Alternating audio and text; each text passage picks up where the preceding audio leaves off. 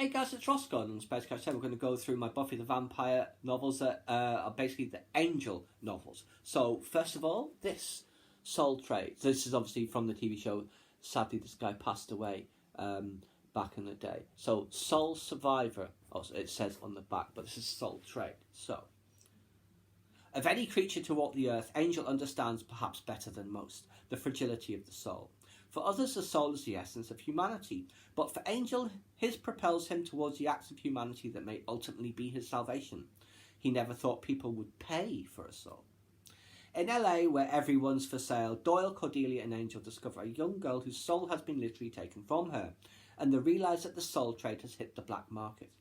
A soul is now a commodity among the gamblers, junkies and gangsters of the underworld, and the soul of an innocent child is the hottest item in town. That is, until Angel appears on the scene, and the insider traders realise there's a soul out there even more unique than they had ever dared to dream. Now, the Angel Chronicles Volume 2, and I've got Volume 3, I assume I've got Volume 1 somewhere, but I couldn't find it. I think these are the ones that condensed from the TV show, the Buffy TV show. The course of love in Sunnydale never runs smoothly, especially for Buffy Summers the Vampire Slayer and her boyfriend Angel the Vampire. They're going through the usual early stages of a romantic relationship, dressing to impress, going on coffee dates and saving the world. When Buffy tries to be more like the girls from Angel's distant past, she succeeds a little too well, becoming helpless in the face of real evil.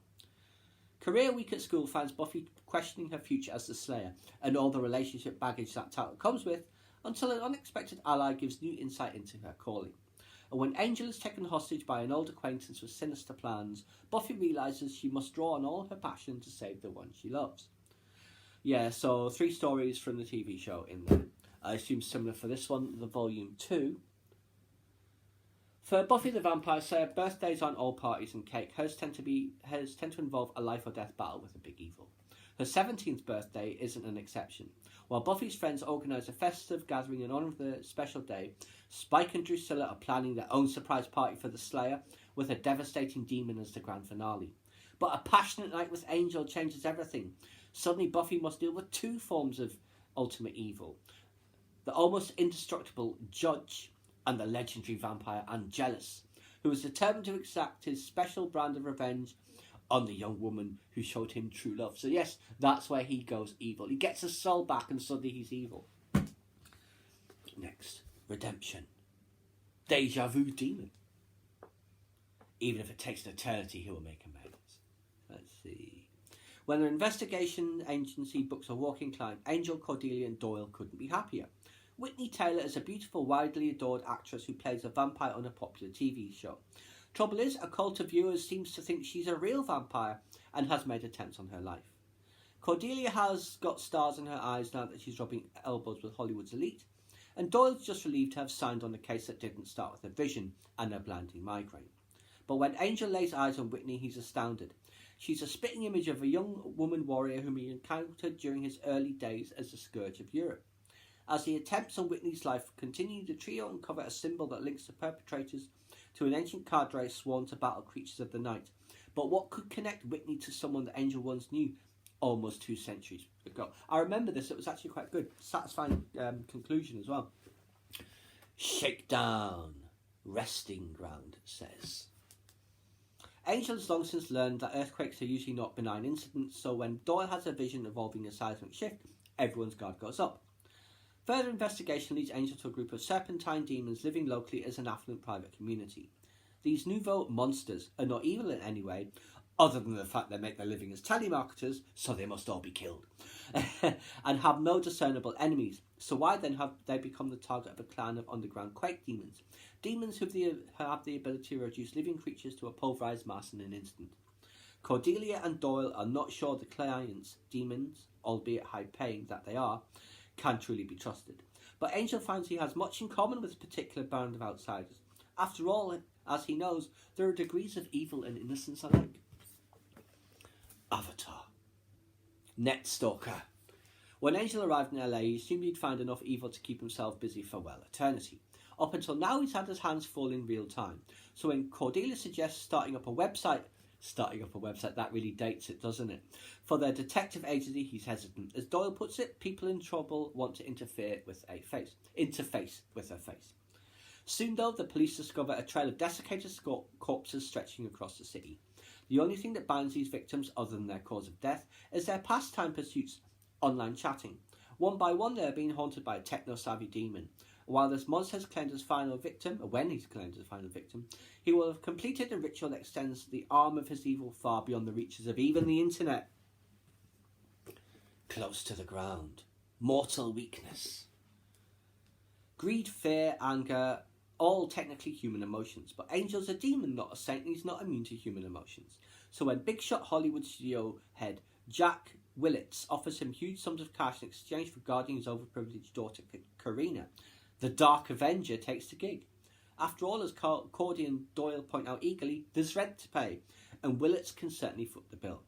After accompanying Karina to several trendy night spots, Angel writes her off as a spoiled brat. Cordy thinks Angel's too personally involved in the case, but the situation is worse than they suspect.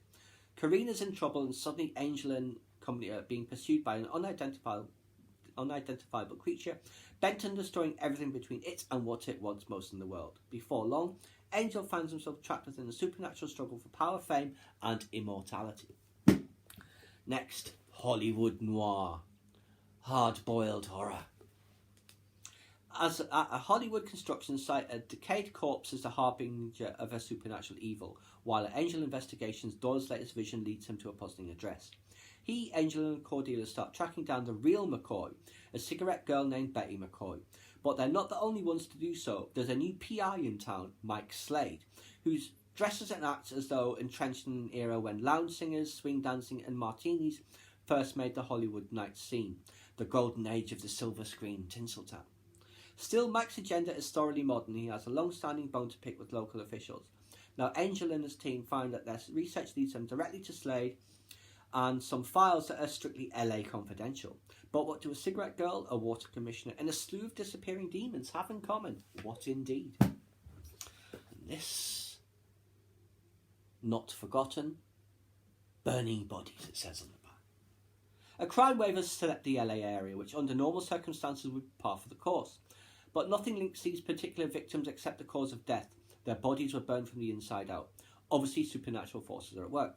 While Angel investigates the murders, Cordelia tracks down a band of child pickpockets. Surprisingly, both searches lead to the same place, a wealthy slumlord who has all but imprisoned children's immigrant parents, and conducts elaborate rituals to Latura, the Indonesian god of the dead.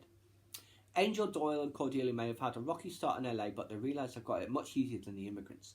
Characteristically, Angel wants to help, but can he free them before the Feast of Latura?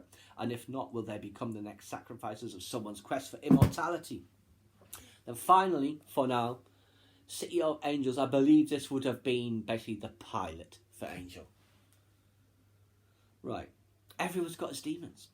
For Angel, life as a vampire was a constant thrill. Power, danger, cool clothes, never getting old, also a plus. But in the end, it was all about the kill, until he killed the wrong girl. Buffy the Vampire Slayer was Angel's first true love, but the relationship was doomed from the start. A moment of true happiness would cause Angel to lose his soul forever. So he left Sunnydale, Buffy, and everything else meaningful to him. City of Angels, run by powerful forces, agents of pure evil. It's a city hard on its human population. If Angel wants to save himself, he's got to have to save them somehow. With the help of two unlikely allies, a half-demon and an ex-May Queen, he's going to set up shop and keep watch over his city. So yes, that is my Angel and Buffy book collection. I've also got the season 1 episode guide somewhere, but I couldn't dig that out, unfortunately. So there you go. Quite comprehensive. I don't think I got all of them, but in the late 90s, I was running through them like anything, and they're all thoroughly enjoyable, and I hope you guys enjoyed it as well. It was a great TV show. I'll have to watch it again sometime. Please subscribe to my channel if you enjoyed this content. Leave me a comment or suggestion for a upcoming topic you'd like to see discussed. Like the video.